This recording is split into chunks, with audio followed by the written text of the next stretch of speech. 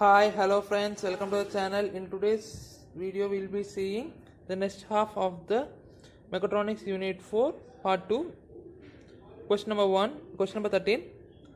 Types of memory include option number A is given as RAM, option number B is given as ROM, option number C is given as both A and B, and option number D is given as none of these. First, when 8085 this peripheral PLCs came first invented, then at that time there was no secondary memory. Actually nowadays memory is classified into primary memory and secondary memory. Primary memory includes RAM and ROM. Secondary memory includes our pen drive, CD drives, hard disk and floppy disk. But during that time there was only one memory, that is primary memory, and in that primary memory we have two kinds of memories. One is RAM and ROM. So I am going to option number C, both A and B. Question number 14. The various tasks of CPU is. Option number A is given as provide a mechanism for fetching instructions from memory prior to execution.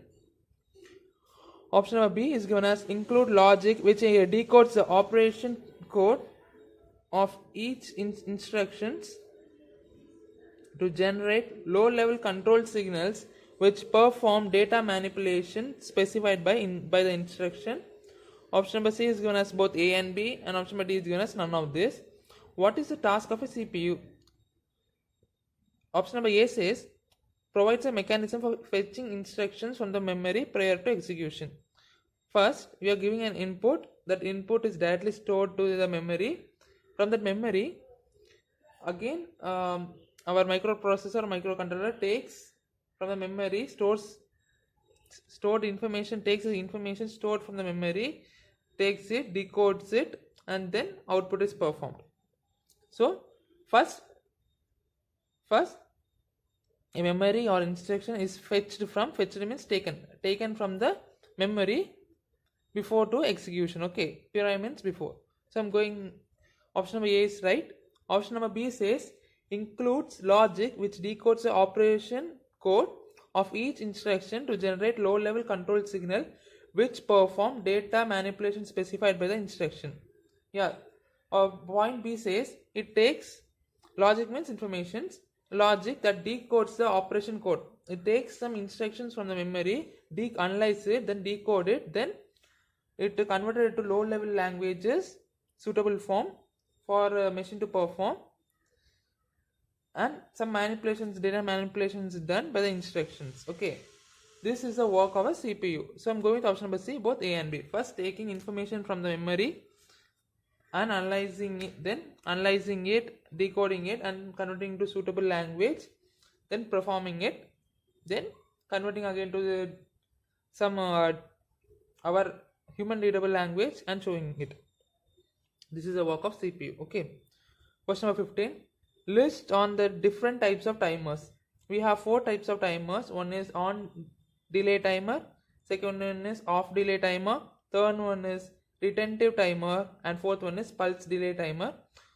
We have 4 types of timers. So I'm going with option number E, all the above.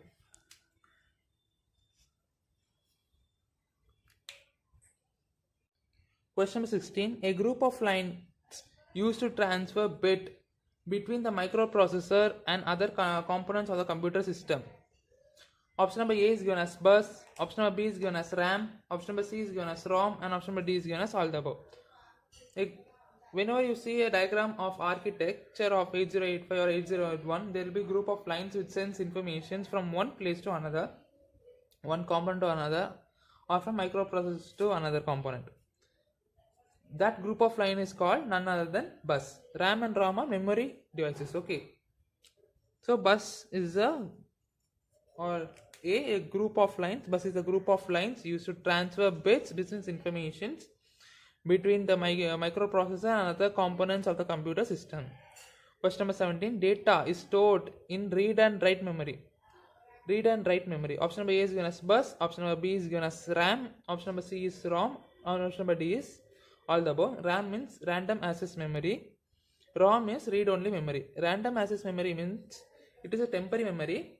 If you shut down the system, the memory vanishes.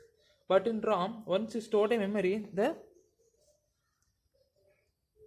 information does not vanishes, such as PDFs or our paste files in C drives or D drives. Okay.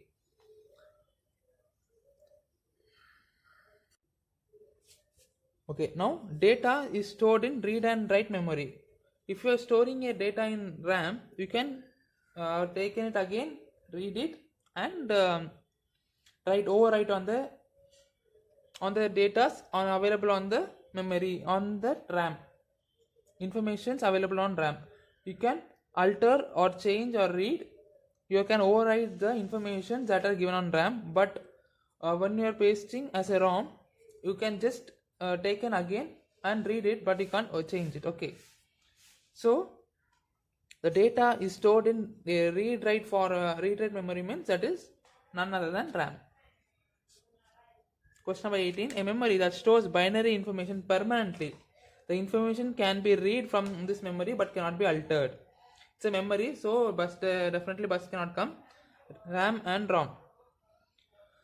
RAM means read and write memory, but here we can only read from this memory, and it cannot be altered means cannot be overwritten. So I'm going with option number C, ROM. What are the types of buses? Question number 19 says, what are the types of buses? We have three types of buses. Option A is given as address bus, option number B is given as data bus, option number C is given as control bus, and option number D is all the above. We have three types of bus. Address bus used to give address of a particular component. Data bus transferring data. And option number C is control bus, which gives control signals, which is used to transfer control signals. So I'm going option number D, all the above. Question number 20. A group of lines that are used to send a memory address or a device address from the CPU to the memory location or the peripheral and are unidirectional. Option A is address bus, option B is data bus, option C is control bus, and option D is given as this bus. A group of lines, just don't confuse between bus and types of bus. Okay, a groups of lines that are used to send a memory. So in the question they are given that it is used to send a memory address or a device address, and you can also note that they are given as unidirectional. Only address group is unidirectional, and also they are given that the memory is sends only memory address and device address, and also they are given as unidirectional. So I'm going with option number A, address bus. The 8085 microprocessor has dash address lines. Option A is given as 16, option number B is given as 8, option number C is given as 10, option number D is given as 2. The microprocessor 8085 has 16 address buses, so I'm 16 address lines. So I'm going with option number A, 16. Question number 22. A group of bidirectional lines are used to transfer data between the CPU and peripherals and is bidirectional. They are used to transfer data. Option number A is given as address bus, option number B is given as data bus, option number C is given as control bus. We have given that it's a bidirectional bus, so we can't get address bus. So it is also used to transfer data, so I'm going with option number B, data bus. Question number 23. The 8085 microprocessor has dash data lines. Option number A is given as 16, option number B is given as 8, option number C is given as 10, and option number D is given as 12. The 8085 microprocessor has 8 data lines, so I'm going with option number B, 8. If the address lines is given, go for 16. If data lines is given, go for 8. Okay. Question number 24. Single lines that are generated by the CPU to provide timing of various operations. Option number A is given as address bus, option number B is given as data bus, option number C is given as control bus. They are single lines generated by CPU. CPU generally controls, and for providing timing signals of various operations. Providing timing means controlling operation. This much time only this operations must be done, that much time only that operation must be done. It should done in specific time only. That signals means that are control signals. Okay, that control signals are taken by control buses. So I'm going with option number C, control buses. Question number 25. The great advantage of PLC, programmable logic controller. The great advantage of programmable logic controller is that it is possible to modify a control system without having to rewrite the connections to the input and output devices. It is given that if you are modifying a control system, you don't need have to rewrite the informations. You don't need to rewrite the connections of the input and output devices. You don't need to disconnect the input, or you don't need to disconnect the output. Just the system circuit will be there. You are just replacing the PLCs. Okay, they're just taking the old PLC and taking up with a new PLC. So it is a great advantage of PLC. You don't need to change any connections. You don't need to rewrite any connections, but just keep the place the component there. So I'm going with option number 8, true. Hope you like this video. Thanks for watching, guys. Share with your friends. Once again, bye guys. Bye.